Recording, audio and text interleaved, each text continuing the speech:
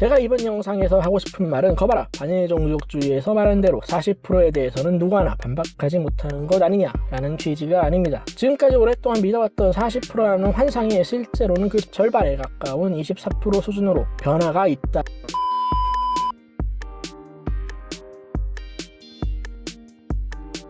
앞서 반일종족주의라는 책에 대해서 조악한 반박을 한 영상 하나를 보면서 좌파 커뮤니티의 문제점, 그리고 좌파를 설득하기 어려운 이유에 대해서 말했었습니다. 이번 영상은 같은 반일종족주의라는 책에 대해서 반박하는 영상 중에서 시리즈로 만들어진다면 꾸준히 보고 싶은 영상에 대해서 소개시켜 드리려고 합니다. 황현필 한국사라는 채널에 올라온 영상인데 제목은 반일종족주의 반박 1편 토지조사 사업이 수탈이 아니라고 라는 영상입니다. 우선 저는 아직은 반일종족주의라는 책을 읽어볼 의사가 없습니다. 왜냐면 첫 번째로 한국의 역사는 어느 수준 이상으로 과거의 일을 알기 위해서는 한문을 잘 알아야 하는데 저는 한문을 몰라요. 두 번째로 저는 주로 통계를 통해서 큰 틀에서 이해를 하고 세부적으로 이해를 높이고 싶은 부분을 찾는 편인데 일제강점기에 대한 통계는 매우 한정적이고 노력해도 세부적인 통계를 찾기 힘듭니다. 이런 어려운 부분을 반일종족주의에 대해서 반대편의 입장에서 근거를 가지고 검증을 해나갈 것으로 보이기 때문에 해당 채널에 올라오는 영상의 수가 많아져 두 입장을 충분히 비교해 볼 수 있을 때쯤 되면 반일종족주의를 한번 읽어볼 생각입니다. 그런 의미에서 관련 영상이 자주 올라오기를 기대하고 있습니다. 한국사에 대해서 저와 같은 한계점으로 반일종족주의를 읽는 것을 뒤로 미룬 분들은 주기적으로 한 번씩 확인하면서 어느 정도 분량이 쌓였을 때 몰아보는 게 좋지 않을까 합니다. 이 영상을 만드는 와중에 2편이 나왔네요. 첫 번째 영상을 보고 가장 큰 의미가 있는 동시에 위에서 제가 말한 역사 부분에 대해서 쉽게 지식을 얻기 힘들다는 것을 잘 보여주는 부분은 해당 영상의 주제이기도 한 토지 40% 수탈이 거짓이라는 주장에 대한 반박 부분입니다. 많은 부분을 간추려 보기 쉽게 표로 만들어 봤습니다. 반드시 원래 영상을 보는 것을 추천드립니다. 아래에 링크를 달아놓을게요. 일제 토지 정리 사업이 시작되면서 총 면적은 시작년도에는 대략 268만 헥타르, 그리고 8년 후 끝나는 시점엔 대략 420만 헥타르로 총 면적은 46% 증가합니다.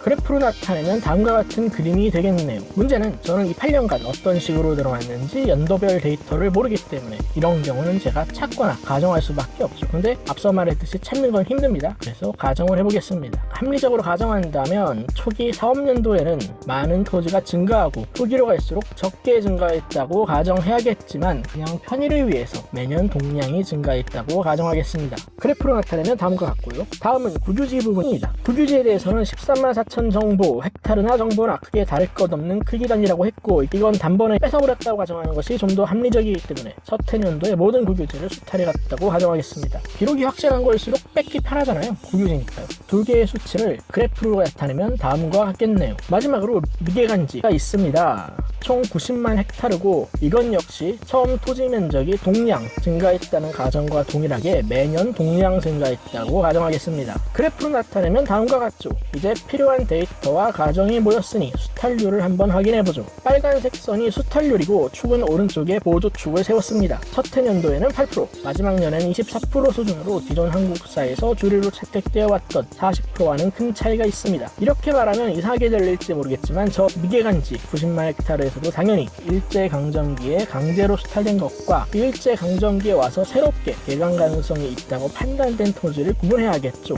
해당 자료는 제가 얻기는 지식의 한계상 힘듭니다. 그걸 구분해둔 자료도 있는지 모르겠고요. 황현필 강사님 영상에 따르면 40%라고 지금까지 알려진 것은 일제강점기 토지조사 사업의 시행 시기 토지 면적인 268만 헥타르에서 토지조사 사업이 끝나는 시점에 총 수탈된 토지 면적인 103만 헥타르의 비율을 구한 결과 약 38%고 이것이 지금까지 40%로 알려졌다고 합니다. 당연한 이야기지만 이런 식의 계산은 매우 이상한 계산법입니다. 비율을 구하려면 특별한 목적이 아닌 한 시계를 통일할 필요성이 있죠. 영상에서는 38%에서 24%라고 하는데 저는 오히려 8% 이상의 어떤 수준에서 24%까지 증가했다고 보는 것이 더 맞는 가정이 아닌가 합니다. 이건 정확한 데이터를 알게 되면 판단할 수 있겠죠. 제가 이번 영상에서 하고 싶은 말은 거봐라, 반일종족주의에서 말한 대로 40%에 대해서는 누구하나 반박하지 못하는 것 아니냐 라는 취지가 아닙니다. 지금까지 오랫동안 믿어왔던 40%라는 환상이 실제로는 그 절반에 가까운 24% 수준으로 변화가 있다는 것이 중요하죠. 만약에 인터넷이든 현실이든 이영 교수 말했다는 말이야,